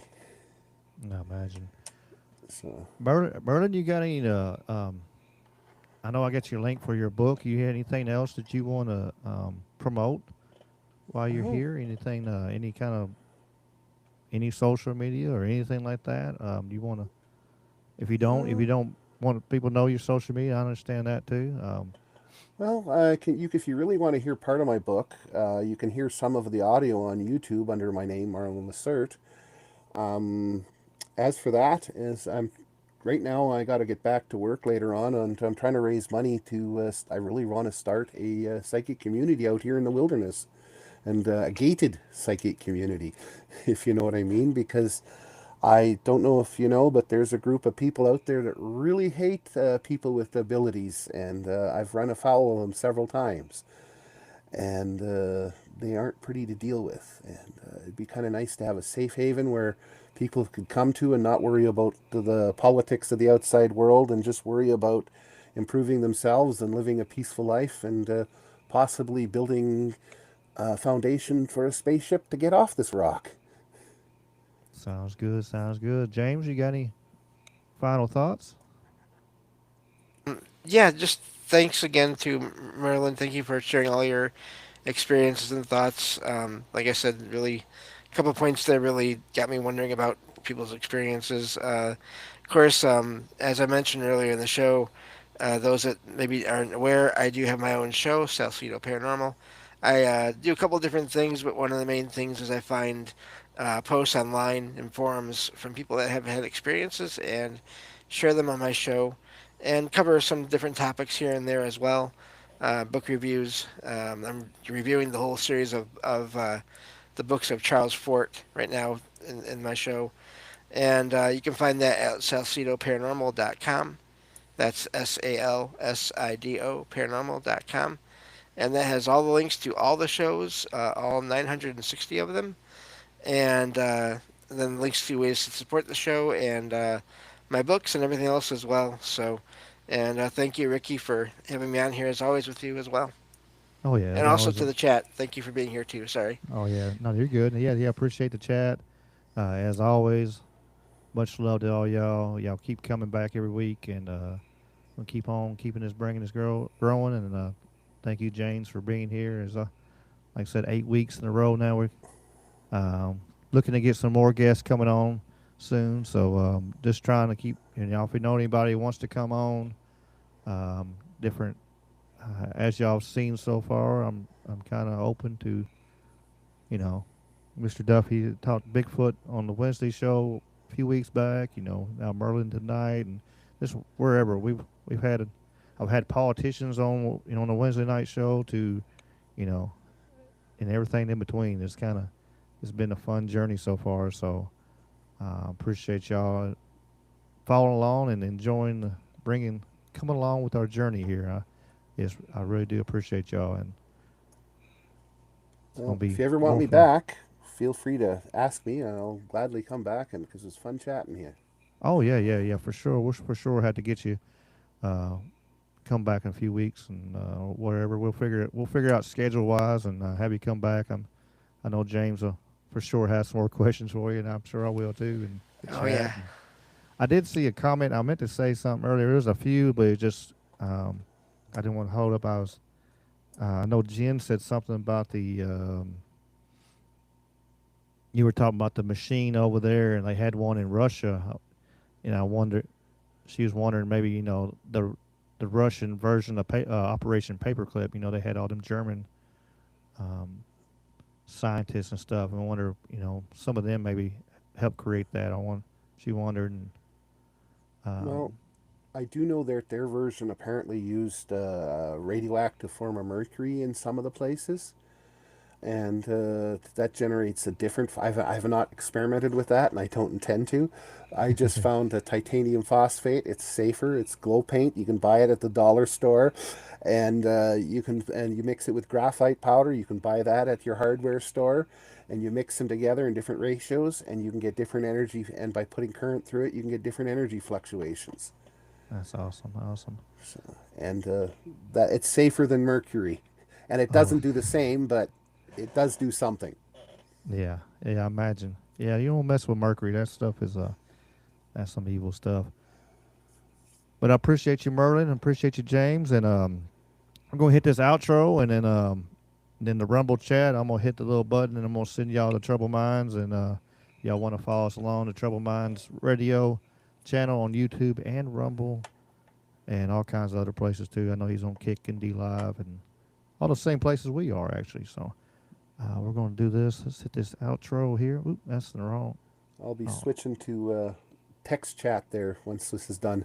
All right, nice. Here we go.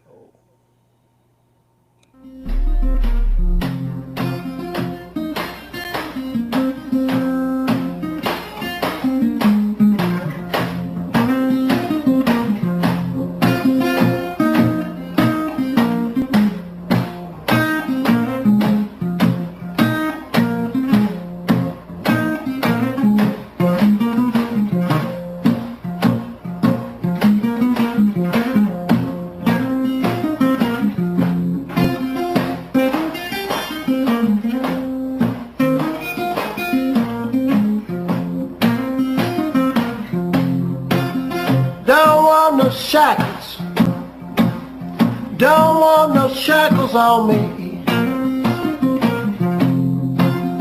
Don't want no shackles, don't want no shackles on me. I sat down with Big Brother, don't like those RFIDs.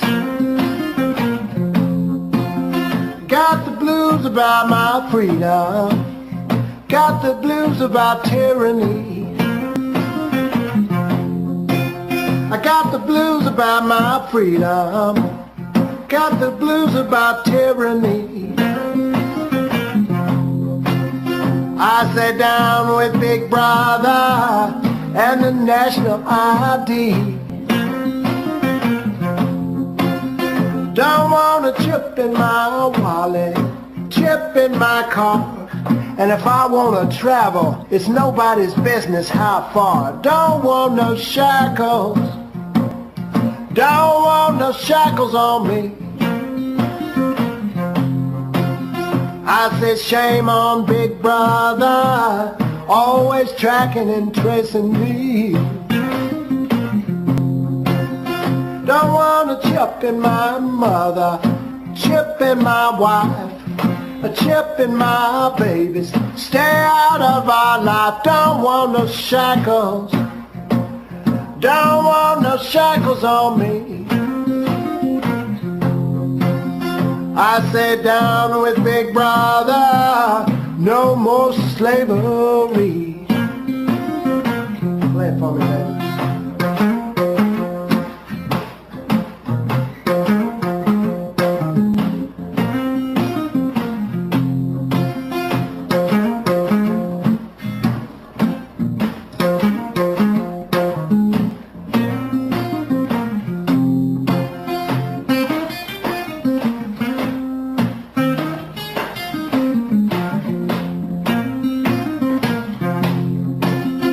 Now, do you want a chip in your forehead, a chip in your arm, always tweaking your brain and causing you harm? Don't want no shackles, don't want no shackles on me. I sit down with Big Brother in the good old USA. I sat down with Big Brother, down with Big Brother, down with Big Brother, down with Big Brother, down with Big Brother. Don't want a spy chip in me. Everybody, I sat down with Big Brother, down with Big Brother, down with Big Brother, down with Big Brother, down with Big Brother. It's all about liberty.